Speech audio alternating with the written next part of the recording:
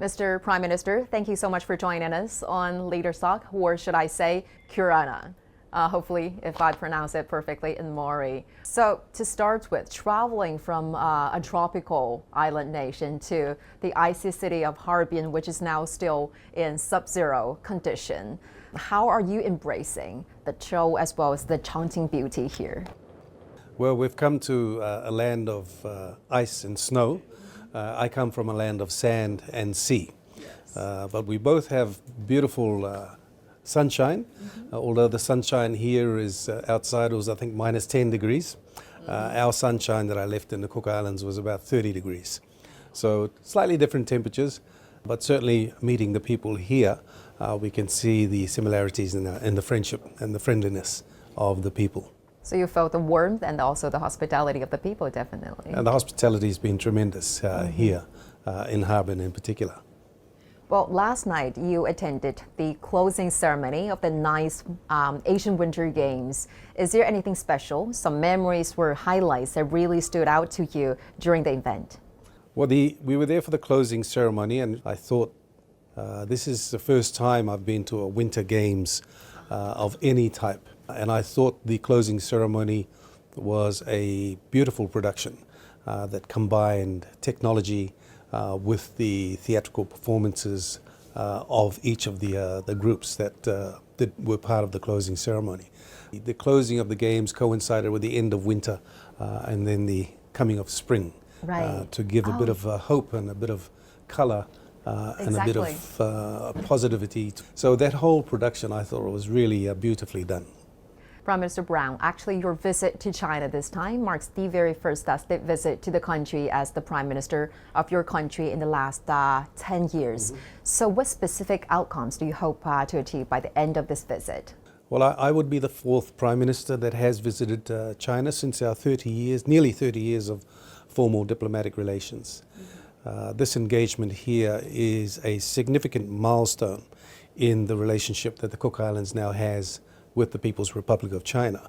The comprehensive strategic partnership that we signed up provides a framework for formal engagement between our two countries across various sectors in areas of common interest and common development priorities.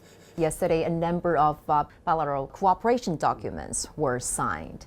So how do you interpret the significance of that, and how do you envision this comprehensive strategic partnership moving forward? Well, it's in the spirit of cooperation and collaboration across a number of sectors. Firstly, in the area of scientific research, innovation, technology, China has proven to be a world leader today in many areas of scientific research and technology. We look through that partnership and collaboration to assist our own country in lifting our scientific capabilities through partnerships, through collaborations with like-minded institutes and research organizations here in the People's Republic of China. So that's very important for us as we move to a new and emerging sector in our country, in our economy, which is of course our seabed. So we're very excited about marine science and blue economy was especially highlighted during your trip in Qingdao. By the way, that was my hometown, so hopefully you had a great time there. So can you elaborate on how cooperation on that front will proceed? Well, we had very good discussions with the First Institute of Oceanography and also had the opportunity to visit one of the firms or the agencies involved in the aquaculture industry and its potential in how we could develop our aquaculture in the future. In the aquaculture sector, the science behind the industries there was very, very impressive. And really it is a significant amount of research and development that has taken place by China to get to the stage of where they've developed aquaculture industry to a level that is now a significant contributor to not just the Shandong province, but to the Chinese economy as a whole. It is through those linkages that we hope to be able to provide opportunities for our people. As a country that's nearly 2 million square kilometers in size, so the future prosperity of our country, it's inevitable that we will turn to the ocean for that. in terms of the developments of the country, which part do you feel kind of inspirational and helpful to the development of your country? Oh, I think each one of those visits in each of the cities plays a key role in development that we're looking at, particularly around the science and research area, the technology transfer area. The ocean simulator pool at the Shanghai University, one of only 3 in the world, but this is the largest one. And the type of work that they can do in simulating ocean conditions, whether it be for things like platforms for ships, for ocean farms, aquaculture farms, those sorts of things, is going to play a significant role for a country like us who is an ocean country. So each one of the site visits that we've been to, and even here in Harbin, have been critical in laying the groundwork, if you like, or planting the seeds for future collaboration. And we hope to harvest the fruits of those seeds together in the coming months and in the coming years. And I look forward to producing my vlog here in Harbin, and I'll be posting it to our people back home. So I'm going to be rugged up in a polar bear outfit in the snow, and I want to do the interview, well, my vlog. It's basically to let our people know that when I do come back home, which will be on Sunday, that I will be in a position to explain to them the outcomes of our visit here. As his trip to China neared its end, Prime Minister Brown fulfilled a long-held wish and visited Harbin. He shared a video of this moment on social media. I 1997, was signed here to tato korinomotu pirianga pasire Cookie Island e te tinto. I mara o nei tato I tau tuatore in 1997 ko tomo I to tato pasire naroto I te iau tuma te tang. Ko tomo mai a tinto I te tauturu I tato I te ia koroanga ta tato I nangaro. Ta tato I mato, ta tato I mara manei I te tuato. The vast snowy landscape set the backdrop for Prime Minister Brown's enthusiasm during his visit to China. In that video, he reflected on the 28 years of friendship and cooperation between the two countries since the establishment of diplomatic ties. And he recounted his visits to Shanghai, Qingdao, Harbin, and other cities, expressing his anticipation for further strengthening the comprehensive strategic partnership between the two nations. Mr. Prime Minister, you first visited China over 2 decades ago, and then in 2019, and then this time again. So what part of the changes and developments about the country that are really impressive to you? I recall, yes, 25 years ago when I was here, a lot more people were using push bikes back then. Bicycles on the streets, yes. Bicycles than cars. And of course, when I came back later, a lot more developed the country has become. But in recent years coming here, that development has accelerated again. And we see now a huge advent of electric vehicles, the new train systems that are being used at high-speed rail. The transportation networks are very, very modern. The advent of things like artificial intelligence, the technology that is now available and being developed here in China, it is a remarkable growth in the approaches and the use of technology today. Prime Minister Brown, respect is the cornerstone of China's policy towards its relations with the Pacific Island countries, and Chinese President Xi Jinping has emphasized that China fully respects the sovereignty and independence of these nations, their development aspiration, cultural tradition, as well as the efforts to seek strength through unity. So how do you understand the significance of this policy? As a small country, we've always valued the respect that the People's Republic of China has afforded to the Cook Islands since our signing of our formal diplomatic relations. And it is that respect of our sovereignty as a state that has no doubt also encouraged other countries to establish their formal relations with the Cook Islands. So that respect, as you called it, that is afforded to other countries is certainly one that we are very appreciative of, and certainly one that we return in same regard. Respect between countries, regardless of how large or how small they are, is a fundamental cornerstone of good relationships, building good relationships between our countries.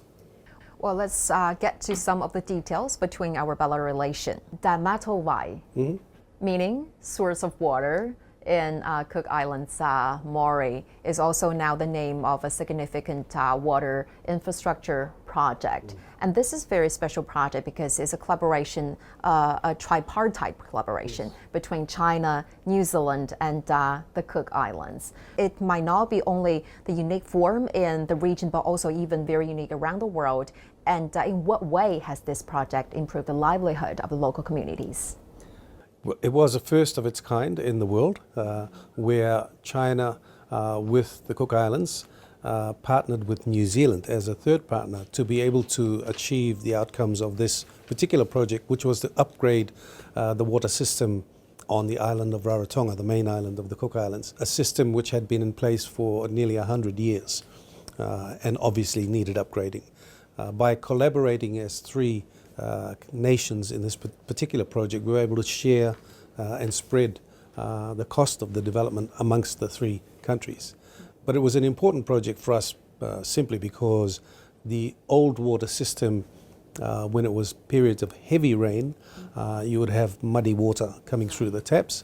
When we had periods of long dry seasons, there would be nothing coming through the taps. That project, I would say, has provided a huge increase in the quality of water that is now provided around the island. So when it does rain now, the water is still maintained clean because of the intake system we have with filtration, the cleaning of water, the removal of debris from the water that comes through our taps. This was the largest infrastructure project that we had entered into since the construction of our international airport. So it's a significant project. It provides one of the basic necessities, not just for life, but also for economic development, and that is good, clean water supply. So it is a project that, in our minds, was very successul. There's a win-win-win. Win-win-win, yeah, that's right. And why are you so aware of the so specific details about this project? Well, I was the Minister of Finance. I am still the Minister of Finance, but I was also the Minister responsible for the completion of this particular project. So I was quite intimately involved and aware of the details of the project itself. Well, Prime Minister Brown, I want to show you some photos. You might recognize this is a local school. Yes. Right? It's the Api Nikko School, built with Chinese assistance. Actually, this school was first burned down by fire. And at the time, the students, they have no classrooms. They have to have classes under big trees and run to auditorium during raining season. That's right. And a Chinese company helped rebuild this project, and the entire project was finished within 8 months or so. Very, very efficient. And now I don't know whether you're aware that the school has been called Ni Hao School by locals, and Ni Hao means hello. Yes, in Mandarin. And how do you think this school has impacted the education system in the country? Well, the school, as you pointed out, Nikao School, Api Nikao School, that was my school when I first went to school. I noticed that. I'm going to ask you as a young boy when I first started school. Right. So it has special significance for me as well. But again, this was another example of our close relationship with China. So this school that was built now plays a significant role in providing good schooling conditions for the children in that part of the island. And the way that it's been constructed is certainly very sturdy building because it's right near the ocean. And this is a part of the island that when we do have tropical storm or cyclone, the sea does come over the shore, over the road, and can come across into the school as well. So its construction that I saw was done in a way to be able to withstand very strong winds and also to withstand any sea surge that might come up and reach the school. Did you get a chance to visit the school after the rebuilding of it? Yes, we were there for the opening of the school. Go back to those good old days, or how does it feel when when you see the renovation of this brand new school? Yeah, it was fantastic. I enjoyed it. There's now 2 schools that have combined to be in this one school. So it is now forming one of the larger schools, primary schools on the island. But it was, yes, certainly brought back a lot of memories. Well, Mr. Prime Minister, maybe you also noticed that last year, a delegation from the Cook Islands attended China International Import Expo, CIIE. So what kind of opportunities do you foresee for platforms like this in promoting world trade, global development, and also what kind of specialty products maybe do you want to introduce to the Chinese markets through platforms like this? Yes, I was aware that we did have a small delegation that came through to the expo last year. And as a small country, we are not, I guess, big producers or big developers of large volumes of product. So our products that we would produce would be targeted towards niche markets, very small buyers of discerning products. There may be things like vanilla products, which are low volume but high value for producers. Of course, our black pearl products are, again, very low volumes, but for the very discerning buyer, and other such products. So these are the opportunities, I guess, that we would look at for our people, our young entrepreneurs, to be able to be part of this Chinese market. As a leader of an island nation, you're also paying close attention to climate change, and you referred it as the biggest threat of the security and livelihood of your country. So what do you think is key, Mr. Prime Minister, in improving the resilience and mitigating the challenges or mitigating the impacts of those climate-related challenges? We have made numerous statements as a Pacific Islands Forum that climate change is our single biggest threat to our existence. For many of our islands, they are just low-lying atolls, only a few meters above sea level.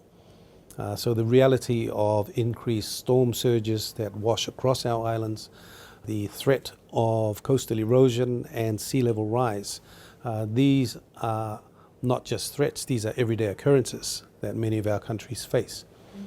What's important for us is, if this is going to happen, how do we build resilience against the impacts of climate change? How do we strengthen things like foreshore development to make sure that our lands are not washed away? How do we strengthen the buildings that we have that are more continuously being inundated with high winds and cyclones? These are the challenges that we face, and there is no doubt that the cost of resilience is disproportionately high for small island countries because of the scale of economies. So reliance on climate finance is a critical component of our own development priorities moving forward. And we continue to advocate for those countries to be able to provide climate financing. What is your vision on enhancing collaboration with China on that front? We're looking to collaborate with China in terms of the conversion to renewable energy in our country. Already with our discussions and meetings that we've had with certain key institutions, China has demonstrated that its advanced technology in battery technology, in renewable energy technology, will play a significant role in helping countries like us transition to renewable energy. Some of our viewers might not be very familiar with the Cook Islands, but it is actually depicted as a hidden paradise. And I found some very interesting facts about your country, such as no building is taller than coconut trees on the island, and some other facts among. So maybe taking this opportunity, what kind of thrilling adventures do you think our viewers could be interested, and if maybe they want to visit the island in the future as a potential tourist? Well, it's renowned, I guess, for its beauty as a tropical island. So it's nice and warm. There are beautiful beaches. It is great for snorkeling or even for diving over the reef if you are familiar with scuba diving. It's great for fishing. It's great for adventure tours as well, for quad bikes, jet skis. All of the things that make a tropical holiday excursion a lot of fun. The food and beverage culture on the island is very well developed. And not only does it have the tropical beaches, but also it's a mountainous island. So within mere minutes, you can be up also in mountains, in the lush tropical mountains of the island. If you were going to try a cross the island walk as another excursion. So it has a lot for a small island packed into a very small area. A lot of activities for people to do and enjoy. And I do note we do get a lot of honeymooners that do come through to the island. Yes, yes, to enjoy their honeymoons there. A lot of weddings are also held by tourists and visitors who choose to come and get married in a tropical paradise. And that's the logo that we have for our tourism industry is Love Our Little Paradise. Oh, wow. That's really romantic. Yes. And I want to show you a photo. Oh, wow. This is you. Yes. Obviously. And I can't help but notice that you've actually experienced almost all phases of sports, from being an athlete to a coach to a president of a rugby, touch rugby association, etc. And I'm really curious to know that how some of your most or proudest achievements and moments have shaped your political career. Yes, I've been involved in sports nearly all of my life, really. And as you pointed out, as a national representative, as a coach, as an administrator, and all the way as a minister of sports, which I held that portfolio for a brief period of time as well. In the sports that I play, it's a lot of it is about preparation and teamwork. And these are the things that work well in our system of governance that we have with a parliamentary electoral system. Working as a team is critically important to be able to progress. If you're a sports team, to progress your sports team into championships, but in politics is to progress your country into achieving its development goals. What is the biggest takeaway for you? What are the biggest gains from doing sports for all those years? No pain, no gain. No pain, no gain. Yeah. And you're enjoying the pain or the gain that generated from the pain. Well, there are times of challenges that you go through.